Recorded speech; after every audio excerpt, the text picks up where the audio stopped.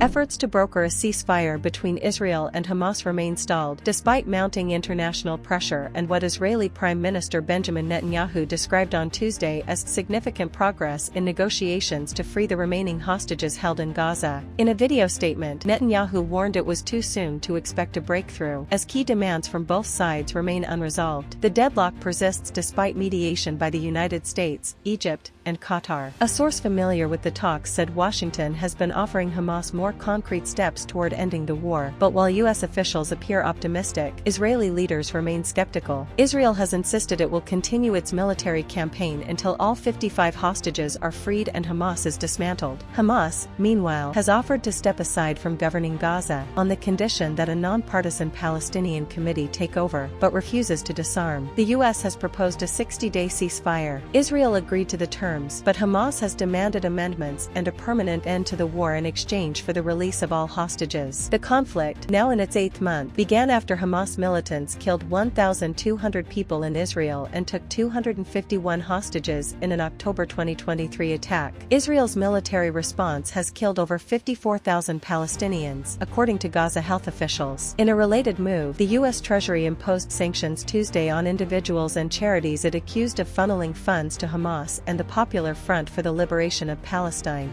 PFLP, under the guise of humanitarian work. Sanctioned entities span Gaza, Turkey, Algeria, the Netherlands, and Italy. Deputy Treasury Secretary Michael Fakhender emphasized the ongoing threat posed by terrorist financing through sham charities. Meanwhile, Swedish climate activist Greta Thunberg accused Israel of kidnapping her in international waters after the Israeli Navy intercepted her Gaza-bound humanitarian mission. Speaking in Paris following her deportation, Thunberg denied entering Israel illegally and stood by her activism. "I think the world needs a lot more young angry women," she said, responding to criticism from U.S. President Donald Trump. Thunberg's group had attempted to breach the Israeli naval blockade to deliver aid to Gaza but was intercepted and detained.